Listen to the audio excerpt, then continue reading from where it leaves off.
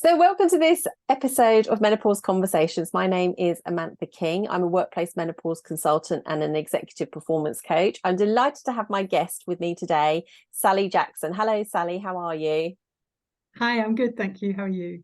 I'm good, thank you. We're in the full disclosure, we're having to re-record because, as is the way, when technology works, it's brilliant, isn't it? But when it doesn't, it's there to try us. But that's okay, because actually I think it's helpful in the context of what we're going to talk about. So let me introduce you to Sally. Sally is a divorce coach, and she's on a mission to help people minimize the distress and damage of divorce for all parties. She helps people grow through divorce, coming out stronger, ready to build a life that you love. Now, I've lifted that straight off of Sally's LinkedIn profile, and we were lucky enough to meet each other at it was actually a menopause cafe run by the wonderful Ginty and Lou, who are known as Womenkind Collective, and they do an amazing podcast, and Sally has been a guest there. But we met, and I thought, wow, what a really interesting person, because we know, don't we, Sally, that menopause peaks around the age of 51, which is the average age for a white person to experience menopause. It's actually a lot younger if you're a person of colour, so either black or Asian. But it really fascinated me. I thought I really would love to have Sally come on as a guest. So, Sally, tell us a little bit more about what a divorce coach is and how you found yourself in this space.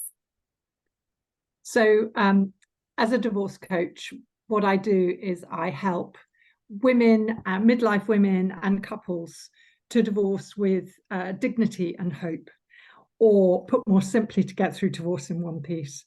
And I work with them right at the start, when they're not sure whether or not they want to divorce, at the beginning, when they start the journey, and midway through. And I think divorce is perceived, when people start down that road, they often think, I need to go to the solicitors because this is a practical process. And it is true that it is a practical process, but it is fraught with emotions.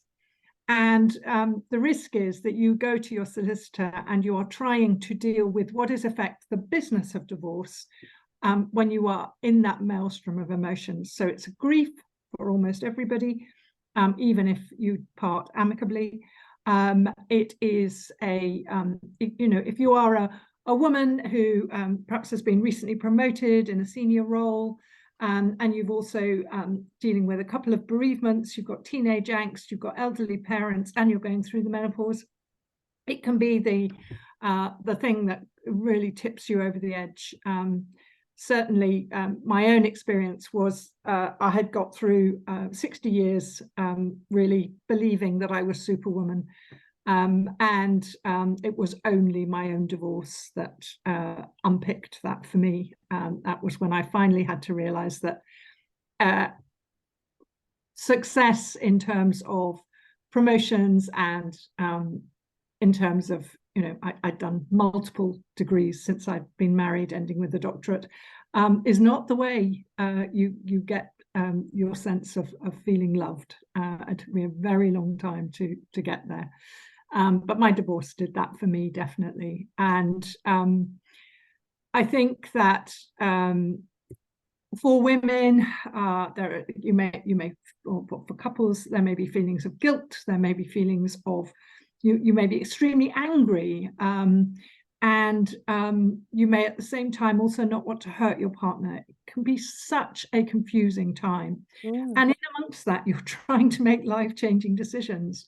You've lost sight of who you are. Perhaps one client I'm working with at the moment, literally, is in a very senior role. But she literally said to me, I have no idea who I am. You just completely lose your identity. And perhaps, you've never really understood the finances. It can make you feel extremely vulnerable. So effectively, I help clients to work through the practical, emotional, and financial, to an extent, although we'll come on to that, aspects of divorce, so that they can deal with the business of divorce. Yeah, it's really, really powerful. Yeah, really powerful. And obviously, having had your own experience. So what were your former careers, Sally? What were you doing before So this? I was a nurse for many years. Part of that, I was a cardiology ward sister and a menopause nurse specialist. They're probably two of the most important. And then I spent the last 10 years of my career as a lecturer in clinical communication at the University of Cambridge. And then set up as a health coach, and finally as a divorce coach. And of course, that was as a result of going through my own fairly acrimonious divorce. Yeah, it's really powerful, isn't it? And I would imagine that having all of those aspects of as your background, it would make you an excellent, compassionate communicator, somebody who really can be that space for somebody else to be vulnerable, to explore who they are. Because I think it is a little bit of a vortex, this whole midlife experience. Like yourself, in my coaching practice, I see a lot of people who arrive in their 40s, 50s and beyond with little idea about who they are. They've got a very good idea about who society tells them they should be and what the expectations are, and whether you're succeeding or failing spectacularly in those expectations. And yet the reality is true fulfillment and true happiness really does lie in knowing who you are, doesn't it? On your terms, not the expectations, justifications, rules of anybody else. So and really, although we're able to help people now, I mean, really we should be teaching people this in their formative years, shouldn't we? We should be enabling people how to tune into the best part of who they actually are much younger than now. Absolutely. You know, I think we all have those qualities that are our strengths, and you know, we are not necessarily very good at tuning into what those are and how we make the best of those. And alongside that, I think it's so important that we love ourselves. Fundamentally, actually, you need to do that, and anyone else's love is a top-up. Yeah, so we weren't going to talk about this, but I think it's a fascinating part to just ask ourselves, how do you know you don't love yourself? Would you say? How do you know you don't love yourself? Well, I think one of the biggest ways that comes up for my clients is around boundaries. Okay.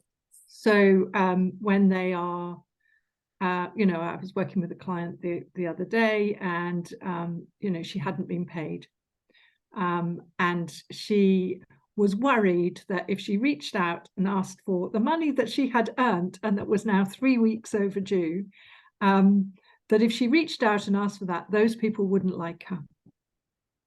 For that reason, she wasn't going to do it. No, because you know, she's picked up lots of scripts around being a good girl, probably, or being a people pleaser. All of those things that we become very aware of through our work.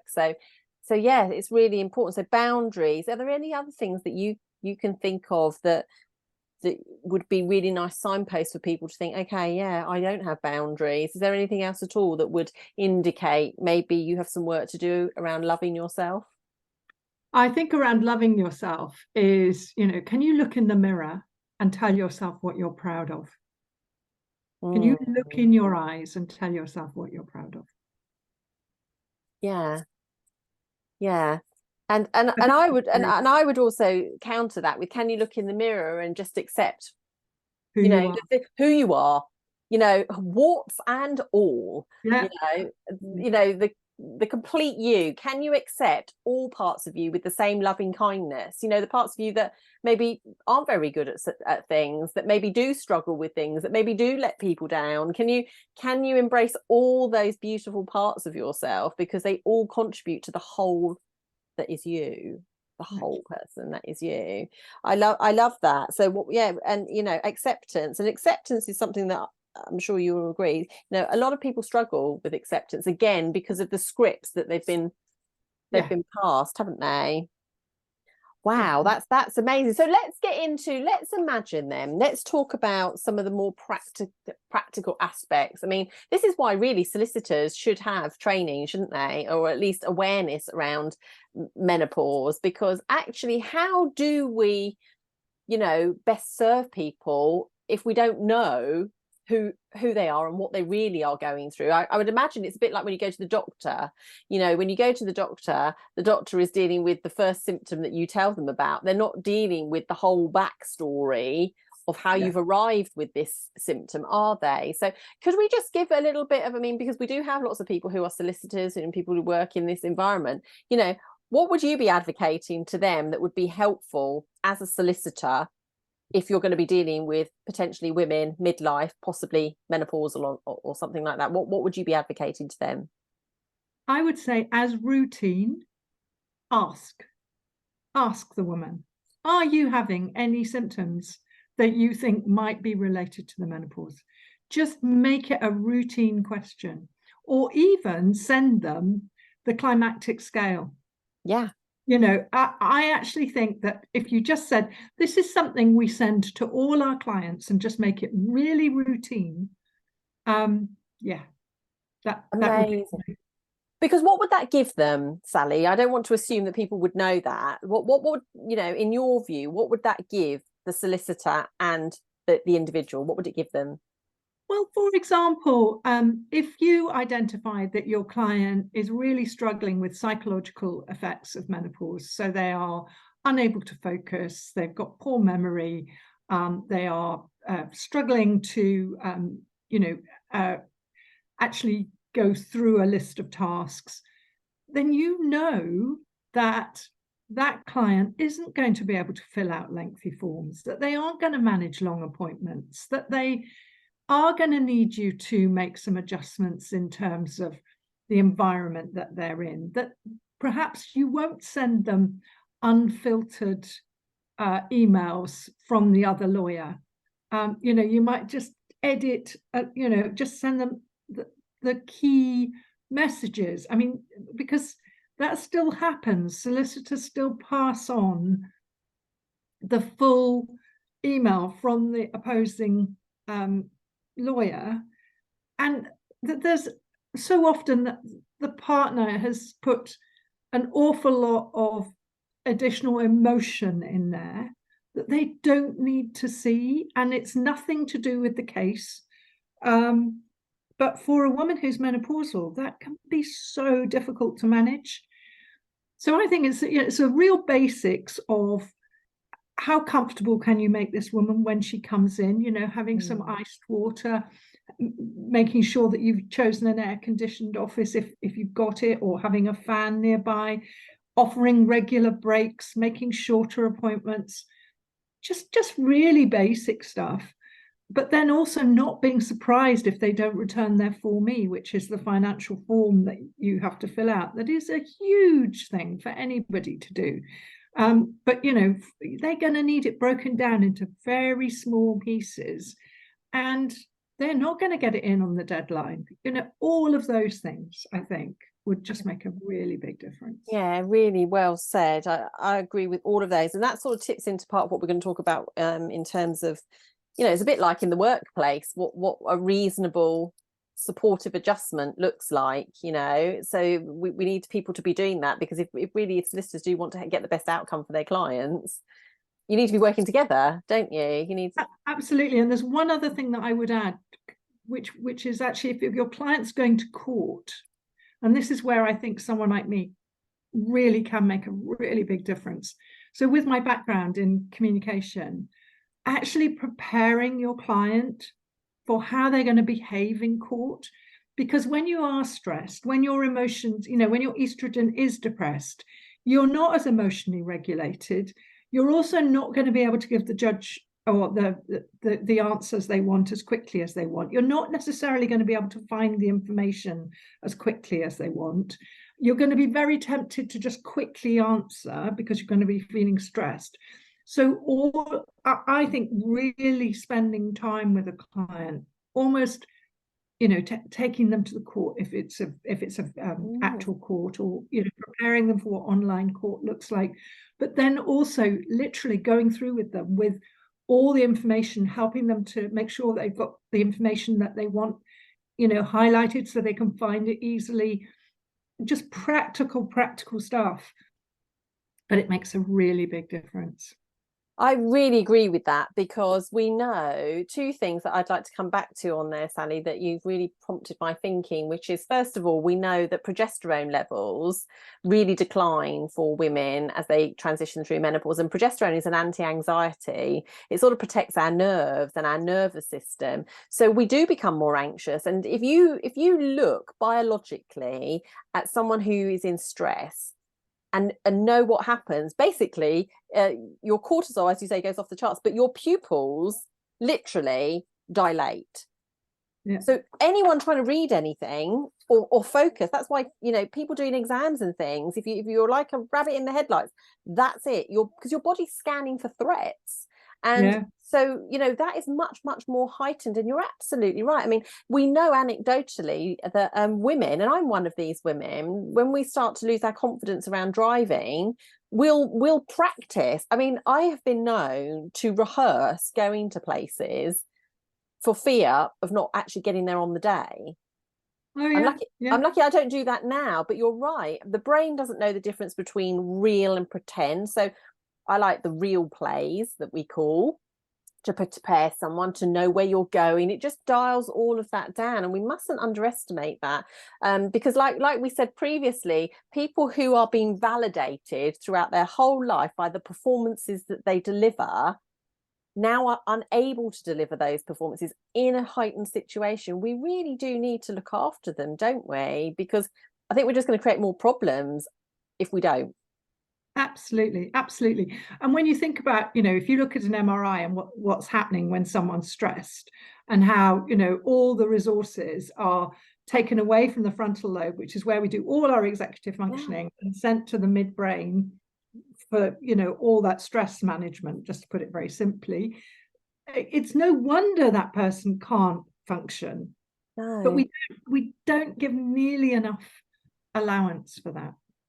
No, and that's great. So that's really, really helpful. So some great tips there. So let's talk a little bit more about then the actual, what do people need to know? I mean, I already feel tense, the topic of it, because I'm sort of thinking, well, you know, I've been with my husband 30 years, you know, and we have a partitioning of roles. He does various things, I do various things, and I'm quite comfortable with that. But it sort of makes me instantly thinking, oh my gosh, I you know, I don't know so much. I do in recent years about my pension, because I'm more interested in that, because that time is coming where I might want to be thinking about what I want to do with my pension, about, you know, what do people need to know when it comes to menopause and divorce? And you listed three things for me: pension, productivity, and expectations of court. So could you give us some detail around those?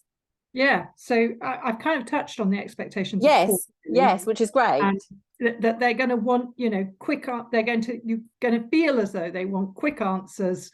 You're going to feel as though you need to provide information, and also that you are going to need to recall information. So they're going to be thinking that if you can't bring something up from your memory, potentially that you're perhaps hiding something, or so those are the main things around Yeah. court.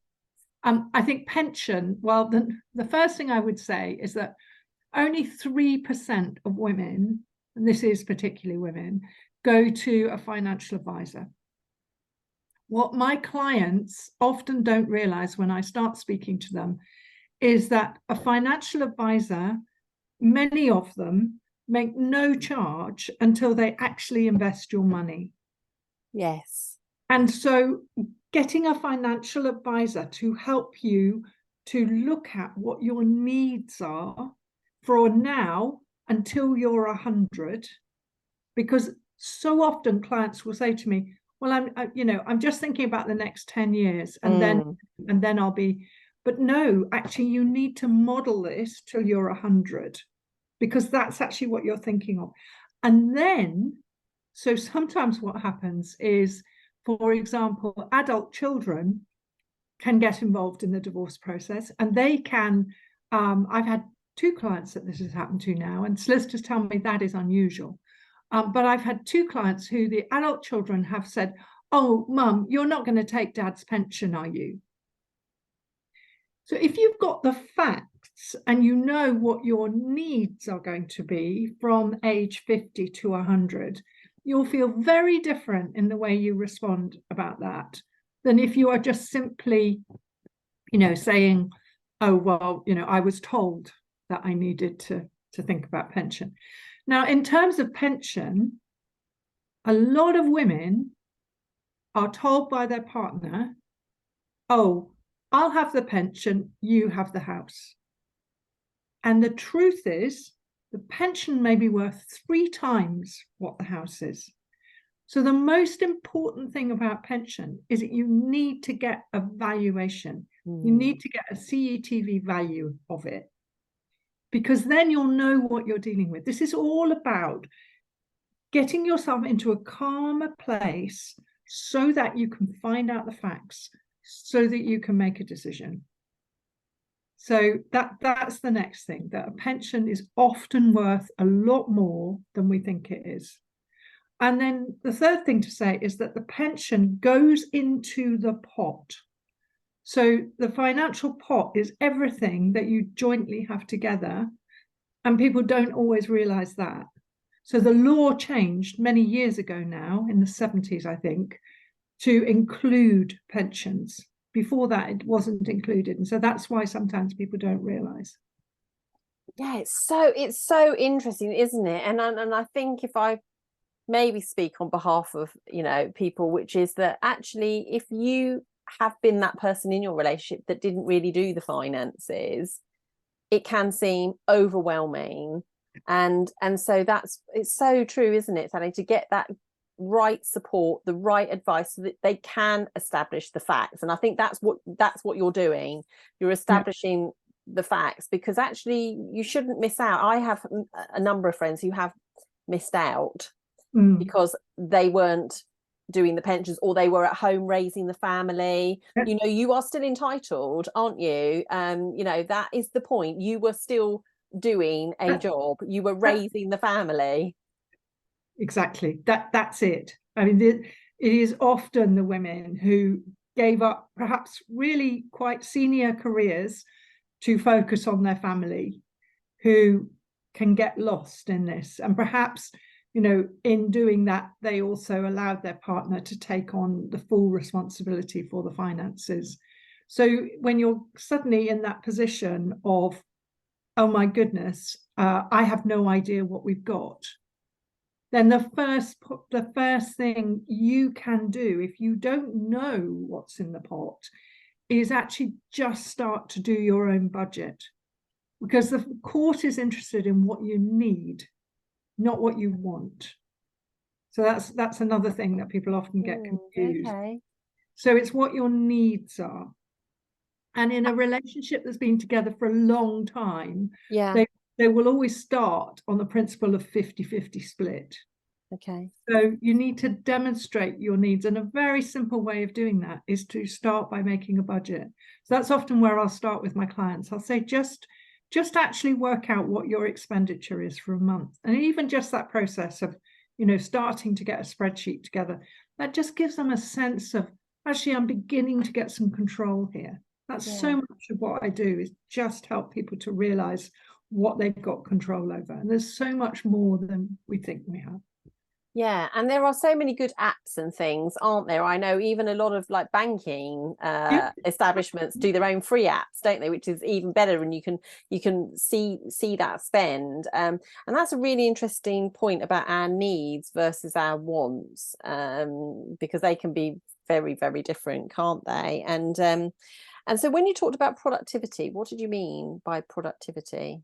So basically, if you are in work and going through menopause and divorce, then the likelihood is that your productivity will drop by 40%. Wow.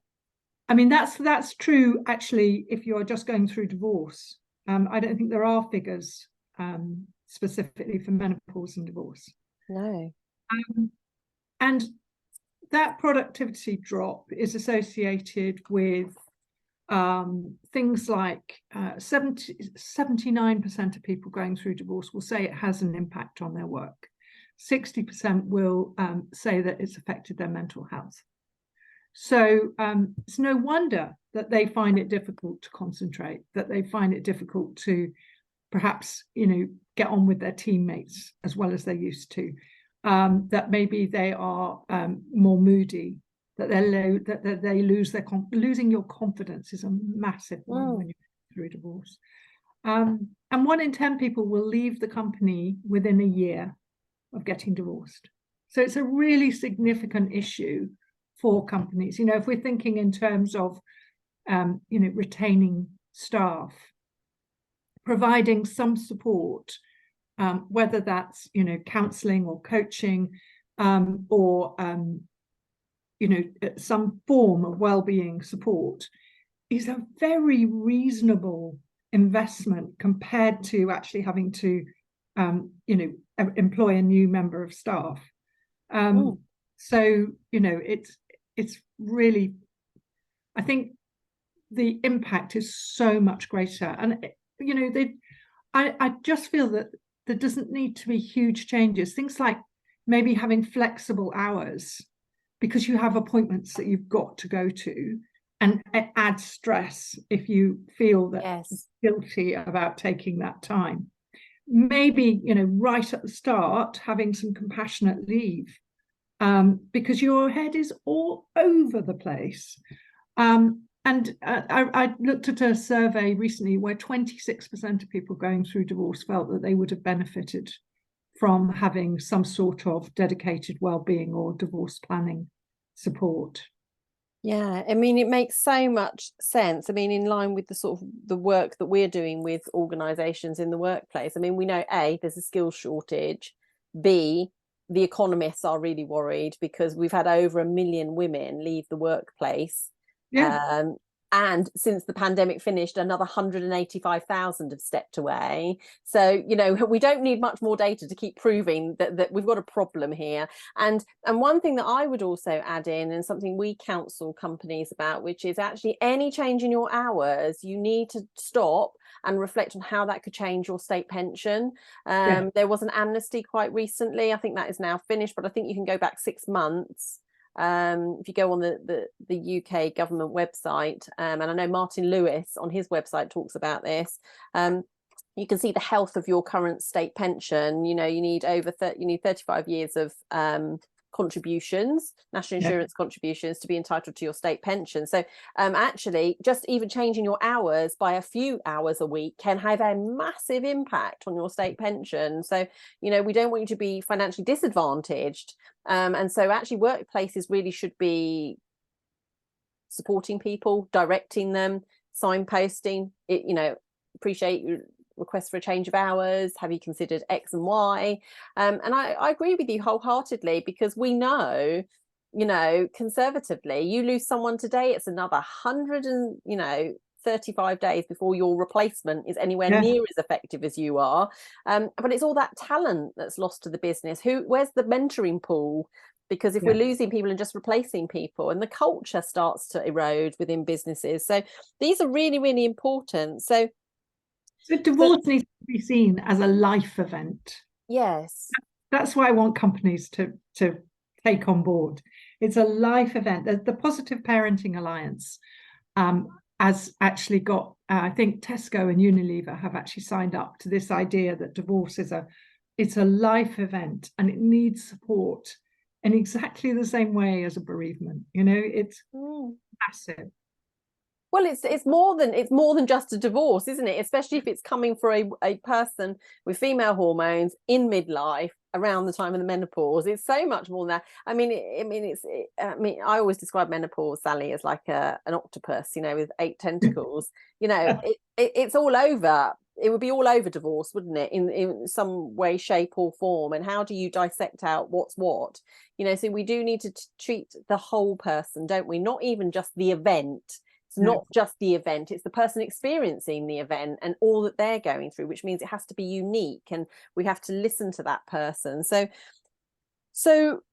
I absolutely say to my clients, your well-being may have been optional up to now, but because you are in the menopause and also going through divorce, is no longer optional. No. So it could be seen like we're painting a bit of a dim view of it, but we're not, because actually there is some hope on the horizon with people like Sally. So Sally, tell us, I mean, in terms of what it is you've got coming up and how you work with people. You've got something quite exciting coming up, haven't you, in terms of an opportunity for people who are listening to this thinking, oh my gosh, I don't even know where to start with all of that. Yeah. Actually, what we need to do is dial down the stress, don't we, so that you can make way for what's possible. So tell people what you've got coming up, which is really exciting for you. So on Wednesday, I am launching with Julia Moreno, who is another divorce coach and also lawyer, our retreat, which is in Spain in May next year. So this is, I was working with one of my clients, and at the end of the call, she said, oh, Sally, I wish I could just have 5 days with you, just constantly. And I was like, well, not 5, but maybe 3. Yeah.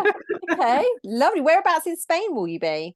In Banyoles, which is on the Costa Brava. Wow. And what dates did you say it was?